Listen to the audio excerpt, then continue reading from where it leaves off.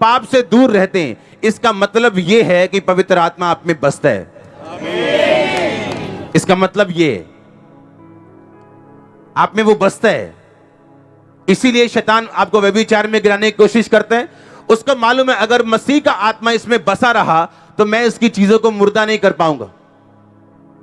अगर मसीह का आत्मा इसमें बसा रहा तो ये जीवित होती जाएगी, होता जाएगा, आने वाले दिनों में और बढ़ता जाएगा, फलवंत होता जाएगा। तो इसीलिए परमेश्वर ने कहा अगर तुम शरीर पर मन लगाओगे तो मृत्यु पाओगे, पर अगर शरीर आत्मा से शरीर की क्रियाओं को, अभिलाषाओं को मारोगे तो जीवन पाओगे।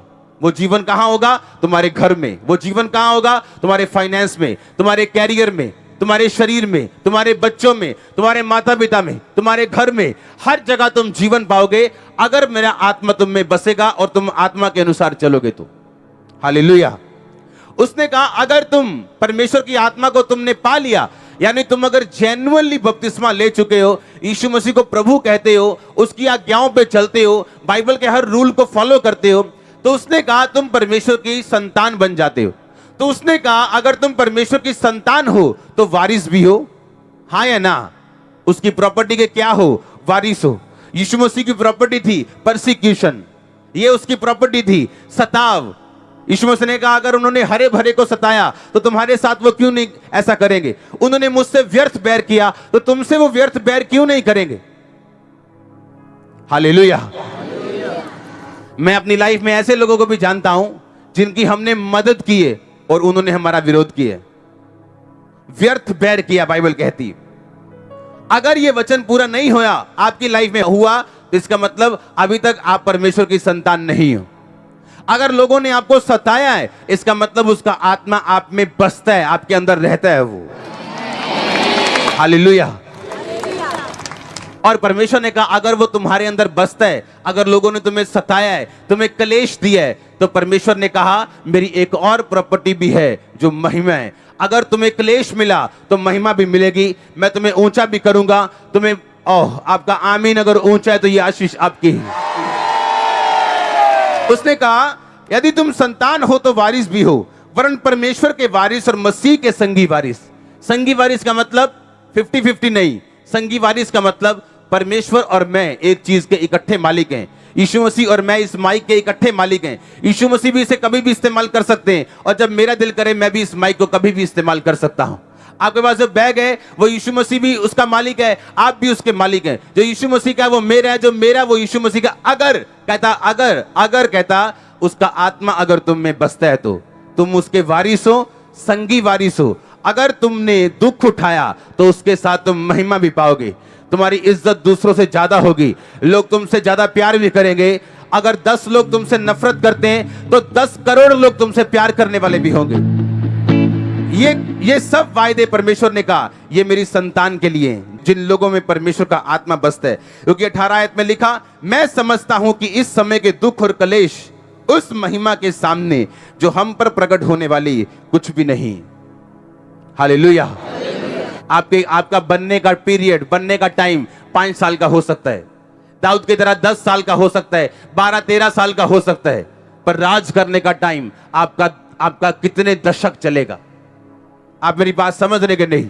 आपके बनने का टाइम कुछ साल हो सकता है, कुछ साल आपको ट्रेनिंग परमेश्वर दे सकता है, पर उसके बाद वो आपको रिलीज करेगा अपनी ब्लेसिंग्स के लिए। लेकिन बाइबल कहती ये योजनाएं तब पूरी होंगी अगर हम आत्मा के अनुसार चलेंगे तो। हालेलुया। अगर हम आत्मा के अनुसार चलेंगे तो एक टारगेट है जो परमेश्वर ने हमारे लिए रखा है। आमीन। लिखा अगर शरीर पर मन लगाओगे तो इसका मतलब तुम आत्मा के अनुसार नहीं चल रहे हो। आप समझ रहे हैं क्या? अगर तुम शरीर पर तो तुम आत्मा के अनुसार नहीं चल रहे हो। शरीर पर मन लगाना लिखा मौत है, आत्मा पर मन लगाना जीवन है। आपको ध्यान से समझना है। हाँ, आ जाओ एक जना। वो सामने प्रभु का टारगेट है जो आपके लिए परमेश्वर ने सोचा। वो सामने क्या है? वो प्रभु की बुलाहट है, यानी परमेश्वर ने आपके लिए कुछ सोचा हुआ है, इसलिए आपको उसने अपने पास बुलाया। कि ऐसे ही बुला लिया? हाँ, उसने अपना लहू दे के आपको बुलाया, ऐसे नहीं बुलाया, उसने फालतू में नहीं बुलाया। अब प्रॉब्लम कहां पे? वो सामने टारगेट तभी मिल सकता है अगर आत्मा आपके कान में बात करे तो। हां, ये वाला कान नहीं, कौन सा वाला? अंदर वाला कान। वो कान बाइबल पढ़ते भी चालू हो सकता है, यहां बैठे भी, वचन सुनते भी, फास्टिंग में, प्रेयर में, और परमेश्वर कई बार बहुत लंबी बात नहीं करता, एक झटके में वो ऐसी चीज आपको बोल जाता है, आपको मालूम होता है कि ये प्रभु ने कहा है। आमीन। अब वो क्या है? परमेश्वर का। लेकिन वो मिलेगा कैसे? अगर तुम आत्मा के अनुसार चलोगे। तो वो टारगेट सामने है। प्रभु ने बताया मैं तेरी जिंदगी में बड़े काम करूंगा। अब मुझे पता है कि बड़े काम होंगे, मुझे पता है कि ये वाले काम होंगे, ये वाले काम होंगे, पर मुझे चलना कैसे पड़ेगा? आत्मा के अनुसार। क्योंकि जैसे ही मैं चलूंगा, ये तो टारगेट दिख रहा है, आपका टारगेट आपको दिखेगा नहीं। परमेश्वर कहां लेके जाना चाहता है पूरी तरह साफ भी नहीं होगा कई बार, पर आपको यह मालूम होगा कुछ बड़ा है मेरे सामने। और जब ये चलेगा आत्मा के अनुसार, क्योंकि परमेश्वर इससे बात कर रहा है, सीधे चल, सीधे चल, सीधे चल। हां, प्रभु इससे बात कर रहा है। सुनो, अब इधर और इधर क्या है?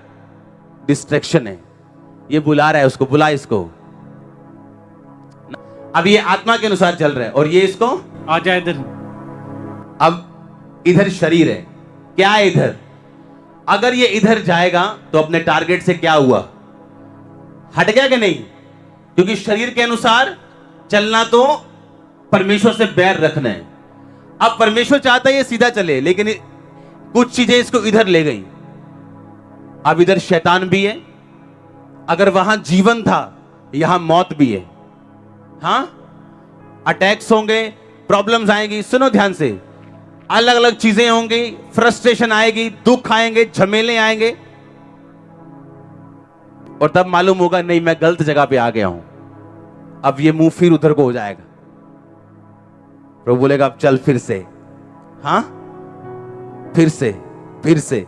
अब इधर फिर कोई डिस्ट्रैक्शन आ गई। हां, अब ट्विटर आ गया, ट्विटर, अब ट्विटर आ गया। हां, आ जा इधर, आ जा भी। अब ध्यान, ये विश्वासियों का हाल है। उन्हें मालूम है सीधा चलना है, वो सामने मेरा टारगेट है। परमेश्वर ने बड़े काम के लिए मुझे चुना है, पर कभी ये आ गया, कभी वो आ गया, और यही घूमते रहेंगे सारे विश्वासी। पर आपको सीधा चलना है। आमीन। लिखा, अगर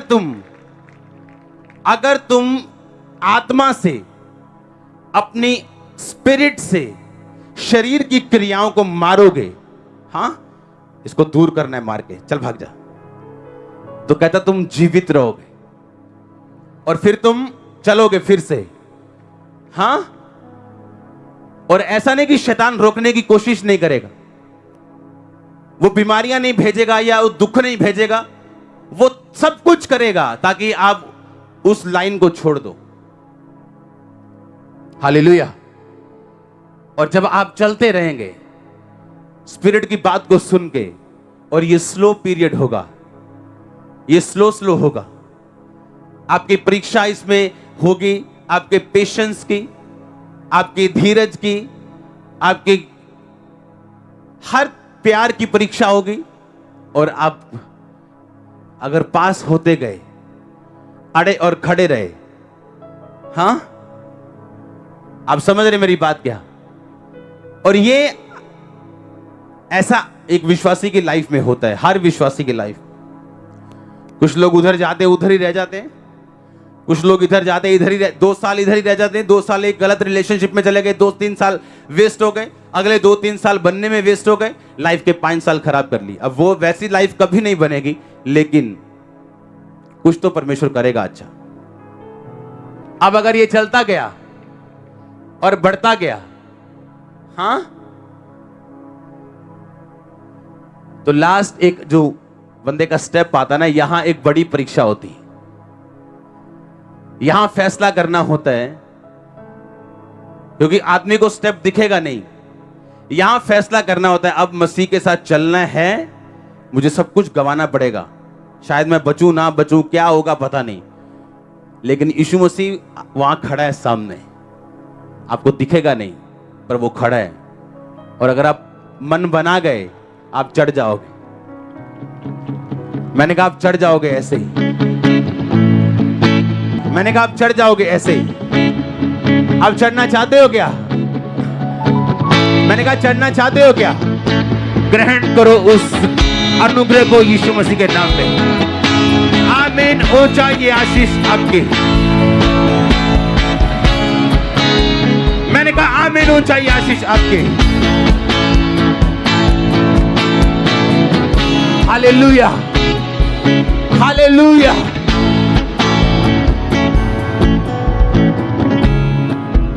कितने मेरी बात को समझ रहे हैं? हाँ, सामने क्या है? टारगेट है आपका। प्रभु आपको परखने वाला है। उस परख में आपको ये माथा, परमेश्वर ने कहा था अपने दास को, इसको कड़ा कर लेना। इस माथे को क्या करना? इसको जरा सख्त, जरा ढीठ कर लेना। इसको कुछ भी आए इस पे असर ना हो। ढीठ लोग परमेश्वर में कामयाब